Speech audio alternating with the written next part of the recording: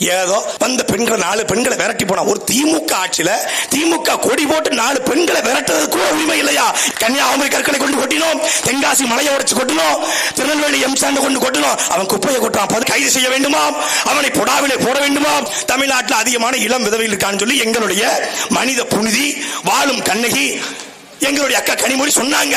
இப்படி இறக்கம் இல்லாமல் இருக்கிற சீமானவர்களை கண்டித்து நான் ஊப்பியாக மாற இருக்கிறேன். முரட்டு ஊப்பி முத்துவேலாக மாறி ஒரு திமுக ஆட்சியில ஒரு திமுக கட்சிக்காரன் ஒரு கொலை பண்ண முடியலங்க, ஒரு கொள்ளையடிக்க முடியலங்க. திமுக ஆட்சிங்க சாதாரணமாங்க இடத்துல காட்டி காட்டி நாங்கள் இப்பொழுது ஓட்டு பிச்சை எடுக்க ஆரம்பித்து விட்டோம். துர்கா ஸ்டாலினுக்கு இருக்குமா என்று அண்ணன் சீமானவர்களை கேட்கிறீங்களே, உங்கள் நாட்களில் நரம்பு இல்லையா உங்களுக்கு? மொத்தமா கதை முடிஞ்சு செட்டில் ஆயிருச்சு. காதல் படத்துல பரத்து கிளைமாக்ஸ்ல மொத்த திமுக வைப்போம். காமராஜர் பொது தலைவர், தமிழ்நாட்டின் தலைவர், அந்த தலைவரின் சிலை மூடப்பட்டிருக்கிறது. ஆனால் இங்கே இவருடைய சிலை திறந்து வைக்கப்பட்டிருக்கிறது. பொய் சொல்லன்னு பாத்துக்காத.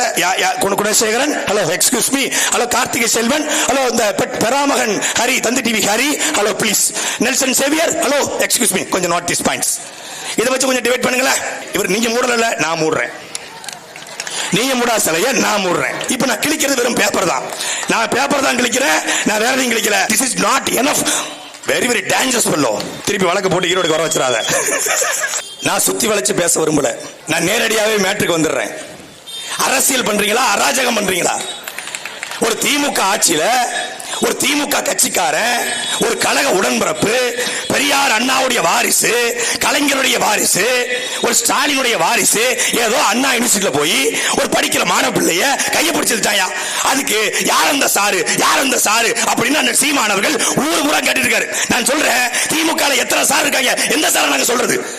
இதுதானே நாங்க சொல்ற ஆர்எஸ்எஸ் கைகூலின்னு. இறக்கம் இல்லையா உங்களுக்கு?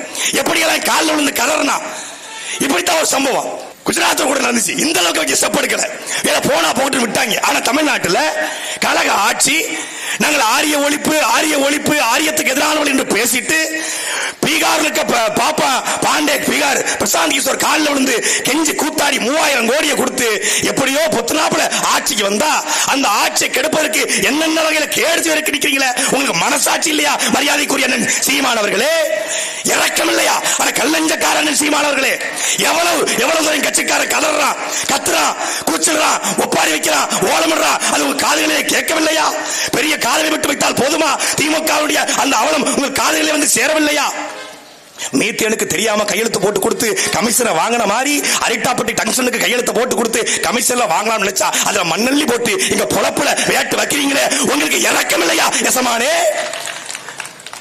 மத்திய சுற்றுச்சூழல் ஆணையத்திற்கு, மத்திய கனிம வளத்துறைக்கு அரிட்டாப்பட்டின்னு ஒரு ஊர் இருக்கு. அது அழகான ஊரு, பஞ்ச பாண்டவர்கள் வாழ்ந்த ஊரு. அந்த ஊர்ல வந்தீங்கன்னா அப்படியே லட்டு மாதிரி கேக்கு மாதிரி கனிமத்தை எடுத்துட்டு போயிடலாம்னு சொன்னமே. 144 தடை போட்ட போறோம். ஊர் மக்கள்ல போய் பேசி, அவன் ஏற்கனவே மதுரகாரன் சலங்கை கட்டி ஆடுவான், அவங்க இன்னொரு சலங்கை கட்டி விட்டு நான் இருக்கிறவரை டங்ஷன் எடுக்க விட மாட்டேன்னு சொன்னீங்க. அவன் மொத்தமும் கிளம்பி போயிட்டான். எங்க மொத்தமா எங்க பொழப்பு போயிருச்சு. அது மட்டுமா? அது மட்டுமா? எதுக்காக உங்களை ஆரிய கைகூலின்னு சொல்றோம்? எதுக்காக உங்க பிஜேபி அடி வருடின்னு சொல்றோம்? இப்ப தெரியுதா? பரந்தூர்ல 950 நாளா போராடுறான். 3 நாள் அந்த போராட்டத்தை முடிச்சிருப்பார் எங்களுடைய முத்துவேல் கருணாநிதி ஸ்டாலின் அவர்கள். உள்ள போய் ஆட்டையை கலைச்சி பரந்தூர் விமானம் எதற்கு? இந்த நாட்டில் சொந்தமா பிளைட் இல்ல, உனக்கு ஏர்போர்ட் என்ன மசத்துக்குன்னு கேட்டு அவனை கிளப்பி விட்டு இருக்கிற ஏர்போர்ட்டுக்கே வண்டி இல்லையா, இத புதுசா ஏர்போர்ட்டா அப்படின்னு கேட்டு விட்டு அவனை 950 நாளா போராட வச்சு பரந்தூர் பக்கத்துல 2000 ஏக்கர் சொந்தக்காரன் வாங்கி போட்டிருக்கா. அதுல மால் கட்டலாம், தியேட்டர் கட்டலாம், அதுல 5 ஸ்டார் ஹோட்டல் கட்டலாம், என்னெல்லாமோ கனவுல இருந்தமே. என் கனவுல மண்டலி ஓட்டிய எசமான என் துறைய அடுக்குமா? இது தகுமா? நான் கூட பரவாயில்ல. என் பையன் ஒரு சின்ன பையன், ஒரு விவரந்தையா பையன், ஒரு 14 படத்தை நடிச்சு ஒரு நயன்தாரா ஹன்சியா மோத்வானி சுத்திக்கிட்டு தெரிஞ்ச பையனை கூட்டு வந்து அப்படியே விளையாட்டுத்துறை அமைச்சராக்கி துணை முதல்வர் ஆச்சு அப்படியே முதலமைச்சர் ஆக்கான கனவுல இருந்தா ஏதோ தெரியாம பேசிட்டாருங்க. என்ன பேசினாரு? நீட் தேர்வு ரகசியம் எங்ககிட்ட தான் இருக்குன்னு தெரியாம ஒரு பொய் சொன்னதுக்கு அந்த ரகசியத்தை சொல்லு, அந்த ரகசியம் சொன்னா வச்சுக்கிட்டாயா வஞ்சனம் பண்றோம்? இறக்கம் இல்லையா? அட கல்லஞ்சக்காரர்களே, நாம் தமிழர் கட்சியினுடைய தொண்டர்களே, தமிழ்நாடுகளே, உங்க அண்ணனத்தை சொல்லி கொஞ்சம் இறக்கம் காட்ட சொல்லுங்கள். போற ஓக்கலை என் பிள்ளை அடித்த பாவம் பதறிடாதா? அது பச்சை பிள்ளை இல்லையா? அது ரோஜாப்பூ இதழ்கள் வாரிவிடாதா? இறக்கம். கேரளாவிலிருந்து குப்பையை கொட்டான், கேரளாவிலிருந்து குப்பையை கொட்டான். திராவிட நாடு சொன்னீர்களே, கேரளாவிலிருந்து குப்பையை கொட்டான்னு சொல்றாங்க. கேரளாவில் குப்பையை கொட்டினார்கள். நாங்கள் பதிலுக்கு இங்கிருந்து கற்களை கொண்டு போய் கொட்டினோமே, அது உங்களுக்கு கண்ணிலே தெரியவில்லையா? கன்னியாகுமரி கற்களை கொண்டு கொட்டினோம், தென்காசி மலையை உடைச்சு கொட்டினோம், திருநெல்வேலி எம்சாண்ட் கொண்டு கொட்டினோம். அவன் குப்பையை கொட்டான், பதிலுக்கு நாங்க கல்ல கொட்டணுமே, அது ஏன் உங்களுக்கு தெரியவில்லை? பதிலுக்கு பதில் பண்ணக்கூடியதான எங்களுடைய கலைஞர் பரம்பரை, அதனால எங்கள் ஈரோட்டு பகலவன் தந்தை பெரியாருடைய பரம்பரை, அது ஏன் உங்களுக்கு புரியவில்லை? மரியாதைக்குரிய அண்ணன் சீமான் அவர்களே, அது மட்டுமா? ஏதோ கார்ல கொடி கட்டிக்கிட்டு வந்த பெண்களை 4 பெண்களை விரட்டி போனா, ஒரு திமுக ஆட்சியில திமுக கொடி போட்டு 4 பெண்களை விரட்டுறது கூட உரிமை இல்லையா? இந்த கழக ஆட்சியில முட்டுக்காரில் போய் 4 பெண்களை விரட்டியதற்கு அவனை கைது செய்ய வேண்டுமாம், அவனை பொடாவிலே போட வேண்டுமாம். செந்தமிழன் சீமானுடைய அறிக்கை. எப்ப எங்கெல்லாம் திமுக தப்பு செய்யறான்னு பார்த்து, பிரியாணி கடையில பாக்ஸிங் போட்டா நாம் தமிழர் கட்சி அறிக்கை, பியூட்டி பார்லர்ல போய் பொங்கலை தாக்குனா நாம் தமிழர் கட்சி அறிக்கை. ஒரு புழைக்க விடுறாங்களா? 4 கடை தண்ணி பார்க்க விடுறாங்களா? தண்ணி குடிக்க விடுறாங்களா? சொல்லிட்டோம். 2019 சொன்னோம், நாங்க தான் சொன்னோம், திமுக ஆட்சிக்கு வந்தா டாஸ்மாக மூடுவோம், தமிழ்நாட்டில் அதிகமான இளம் விதவைகள் இருக்கான்னு சொல்லி எங்களுடைய மனித புனிதி வாழும் கண்ணகி எங்களுடைய அக்கா கனிமொழி சொன்னாங்க. அதுக்காக இப்ப ஏன் டாஸ்மாக மூடல அப்படின்னு கேட்டா எங்களுக்கு பதறுதா இல்லையா? நாங்க என்ன வச்சுக்கிட்டு, நாங்க எங்க பிக் ஃபாதரை கூட்டு வந்தா எங்களை தான் அடிக்கிறீங்க, அவர் அடிக்க மாட்டேன்னு பார்த்தா இப்ப அந்த பிக் ஃபாதர் நாம் தமிழ் பிக் ஃபாதரை மாட்டிக்கிட்டு முடிக்கிறாரு. அவர் தடியை உடைச்சு போட்டீங்க, அவர் தாடியை பிடிச்சு ஊஞ்சல் ஆடுறீங்க. அது என்ன படிக்கிறதுக்கு பள்ளிக்கூடமா இல்ல விளையாட்டு மைதானமாங்கிற மாதிரி ஆகிப்போச்சு. கடைசியில இப்படி இறக்கம் இல்லாமல் இருக்கிற சீமானவர்களை கண்டித்து நான் ஊப்பியாக மாற இருக்கிறேன். முரட்டு ஊப்பி முத்துவேலாக மாறி ஒரு திமுக ஆட்சியில ஒரு திமுக கட்சிக்காரன் ஒரு கொலை பண்ண முடியலங்க, ஒரு கொள்ளையடிக்க முடியலங்க. திமுக ஆட்சிங்க சாதாரணமாங்க, கழகாட்சி. திமுக சாதாரணமானவன கரவட்டி கட்டுறவன் ஒரு கொள்ளடிக்கணும், ஒரு கொலை பண்ணணும், 4 கத்தி குத்தி பண்ணணும், 4 ஆத்து மண்ணில் களவாண்டு வைக்கணும், 4 கனிமூலத்தை கொள்ளடிக்கணும். அந்த உரிமையை கூட தடுக்காம ஒரு மரியாதைக்குரிய உங்களுடைய கன்னியாகுமரி மாவட்ட பாராளுமன்ற வேட்பாளர் சொல்லி பேரலல் கவர்மெண்ட் நடத்திக்கிட்டு இருக்கீங்க நீங்க. Parallel government, this is not enough, very very dangerous fellow. அதை நான் வன்மையா கண்டிக்கிறேன், எச்சரிக்கிறேன். இது மட்டுமா? எவ்வளவு கொடுமைகள் இந்த நாம் தமிழர் கட்சியான திமுகவுக்கு. கொஞ்சம் நெஞ்சமா? எவனுமே திமுக ஈரோட்டில் நிக்க மாட்டான், மக்களுக்கு 1000 ரூபாய் கொடுக்காம அப்படியே அபேஸ் பண்ணி ஓட்ட வாங்கலாம் பார்த்தா குறுக்க கண்டே கொட்டு போட்ட மாதிரி வந்து நின்று அந்த 1000 ரூபாய் இப்ப 2000 ரூபாய் கொடுக்கறதான்னு தெரிஞ்சுட்டு அந்த அதுக்கும் வேட்டு வச்சு, ஆஹா சொல்லுவாங்கல்ல வடிவேல் படத்துல, அனாத குடும்பம் வாரிசு இல்லாத குடும்பம் மொத்தமா ஆட்டையை போட்டாலும் பார்த்தா வந்து நிக்கிறான எம மாதிரிங்கிற மாதிரி ஈரோட்டில் வந்து நின்று ஓட்டுக்கும் காசை கொடுக்க வச்சு, நாங்க கொஞ்சம் கொள்ளையடிச்சதே கொஞ்சம் தான், அதையும் கொடுக்க வச்சு மொத்த ஆட்சிக்கும் இடையூறு. இப்ப நாங்க என்ன முடிவெடுத்திருக்கோம்? ஈரோட்டில் ஓட்டு போட மாட்டான்னு தெரிஞ்சிருச்சு, அதுக்கு தான் நாங்க ஒரு முடிவெடுத்திருக்கிறோம்.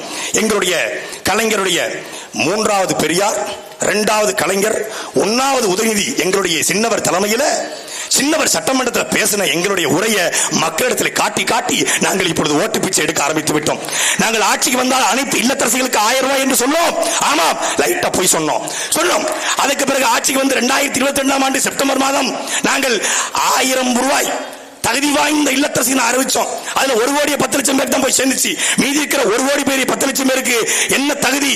அதென்ன அனைத்து இல்லத்தரசிகளுக்கும் 1000 ரூபாய் தகுதினா என்ன தகுதி? இந்த தகுதி துர்கா ஸ்டாலினுக்கு இருக்குமா என்று அண்ணன் சீமான் அவர்கள் கேட்கிறீங்களே, உங்கள் நாட்களில் நரம்பு இல்லையா உங்களுக்கு? இப்பொழுது நாங்கள் முடிவெடுத்திருக்கிறோம், இன்னும் ஒரு 3 மாத காலத்திற்குள்ளே அனைத்து இல்லத்தரசிகளுக்கும் 1000 ரூபாய் தருவோம் என்று சொல்லி பெண்களுடைய ஓட்டை வாங்கி பிச்சை எடுக்க நாங்கள் ஈரோடு கிழக்கு வந்திருக்கிறோம். ஈரோடு கிழக்கில் வாழ்ந்த பெண்களே, உங்களுக்கு 1000 ரூபாய் தரப்போறோம், இன்னொரு 4 மாசத்துல பிச்சை போடுங்க, ஓட்டு பிச்சை போடுங்க என்று கேட்கிற நிலைமைக்கு எங்களை தள்ளிட்டீங்களே. அது மட்டுமா அன்பிற்குரிய மக்களே, திமுக ஆட்சிக்கு வந்தா தமிழ்நாட்டில் பாலாறும் தேனாரும் ஓடும் திராவிட மாடல் ஆட்சியிலே என்னெல்லாமோ நடக்கும்னு சொன்னா ஒன்னும் நடக்கல, ஒரு இளவு நடக்கல. இப்ப என்ன ஆயிருச்சுன்னா மொத்தமா கதை முடிஞ்சு செட்டில் ஆயிருச்சு, மொத்த திமுகவும் செட்டில் ஆயிருச்சு. 15 நாள் போட்ட போர்டுல மொத்த திமுகவும், நான் ஏற்கனவே கொடுத்து சொன்னேன், இந்த காதல் படத்துல பரத்து கிளைமாக்ஸ்ல மொத்த திமுகவும் இப்போ காலையில திறந்த யூடியூப் திறந்தா சீமான், பேஸ்புக் திறந்தா சீமான், ட்விட்டரை திறந்தா சீமான், இன்ஸ்டாகிராம் போனா சீமான், மொத்த ஊப்பிக்கும் கிளப்பி விட்டுருக்காங்க. அவரை கைது பண்ண முடியாது, வழக்கு போட்டாலும் அது மதிக்க மாட்டேக்காரு. ஒரே வழி அவதூறு பரப்பிடு, அவதூறு பரப்பி விட்டு முடிஞ்ச அளவுக்கு அவதூறு பரப்புறாங்க, எவ்வளவு முடியுமா அவதூறு பரப்புறாங்க. அந்த அவதூறுகளை தூரை போட்டுவிட்டு ஈரோடு கிழக்கு தொகுதியிலே இந்த ஒளி வாங்கி வாங்குற ஒவ்வொரு வாக்குகளும் இந்த 4.5 ஆண்டு திமுக போடுகிற மிகப்பெரிய ஆப்பாக அமைய வேண்டும். மரியாதைக்குரிய தேர்தல் ஆணையத்தில் ஒரே ஒரு கேள்வி, இறுதியா நான் முடிச்சிட, நேரம் குறைவா இருக்கு. தேர்தல் ஆணையம் இந்த ஈரோடு கிழக்கு இடைத்தேர்தல் தேர்தல் ஆணையத்தின் கட்டுப்பாட்டில் வந்துருச்சு.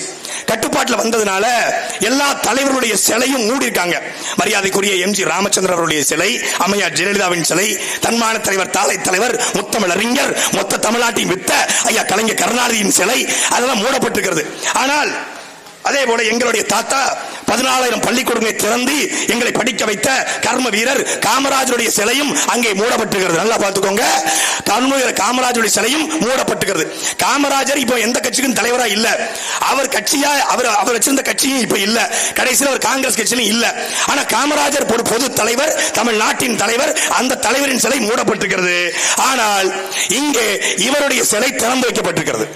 காமராஜர் சிலை ஏன் மூடப்பட்டிருக்கு, இவர் சிலை ஏன் திறக்கப்பட்டிருக்குன்னா, காமராஜருக்கு தமிழ் சாதியின் ஓட்டு இருக்கு, அதனால காமராஜர் சிலை மூடப்பட்டிருக்கா.